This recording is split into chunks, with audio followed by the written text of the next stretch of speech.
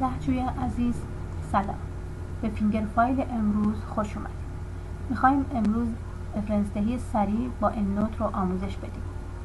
نرم افزار اندنوت رو دانلود کنید، روی سیستمتون نصب کنید و اون رو باز بکنید. مثل این حالت، این فضای داخل اندنوت هست. این هم فایل ورد متن شماست. شما اگر در حال نوشتن پایان نامه هستید یا میخواید یک مقاله فارسی یا انگلیسی بنویسید و یا اینکه میخواید یک تحقیق کلاسی رو آماده بکنید، باید منابعی رو اضافه بکنید به نوشتتون. برای رفرنس دهی خودکار باید از اندنوت استفاده کرد که خیلی کار با اون راحت. خب پس این متنمون، فایل وردی که متنمون هست آماده هست، بازه، فایل اندنوت هم باز هست.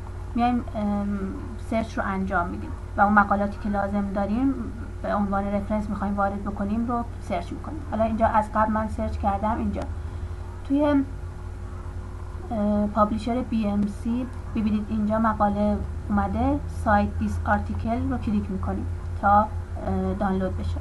اینجا دانلود سایتیشن و میبینید اینجا دانلود شد. این رو باز میکنیم و به صورت خودکار وارد اندنوت میشه. اون رو انتخاب میکنیم، میایم داخل ورد و هر کجا که لازمه، مثلا اینجا میخوایم رفرنس رو بدیم، یک کلیک میکنیم.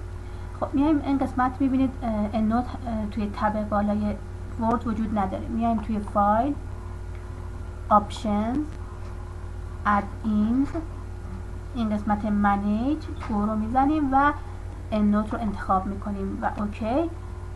میبینید که اندنوت اینجا تبش ظاهر شد. تب اندنوت رو میزنیم، این قسمت اینسرت سایتیشن و گزینه دوم رو انتخاب میکنیم. میبینید به صورت خودکار شماره یک، یعنی رفرنس اولمون اینجا زده شد. اینجا هم که آخر متن هست رفرنس رو به طور کامل نشون میده. توی سایت های دیگه هم به همین نحو.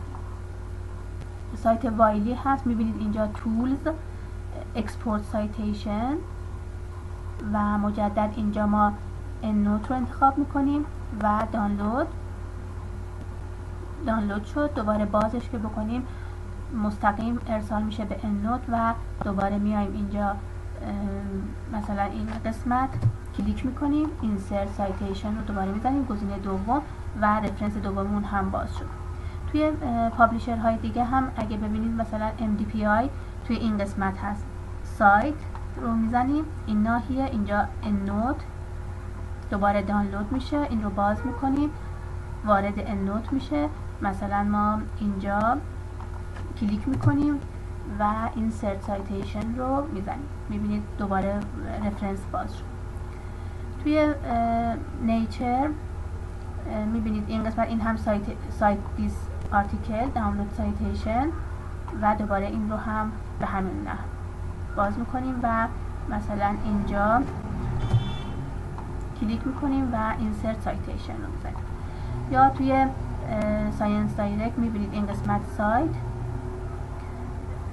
اکسپورت سایتیشن تو ریس،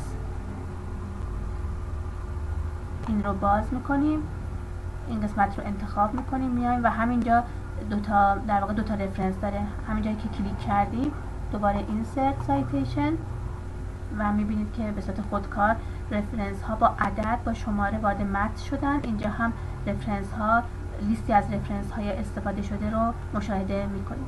تا یک فینگر فایل دیگه، خدا نگهدارتون.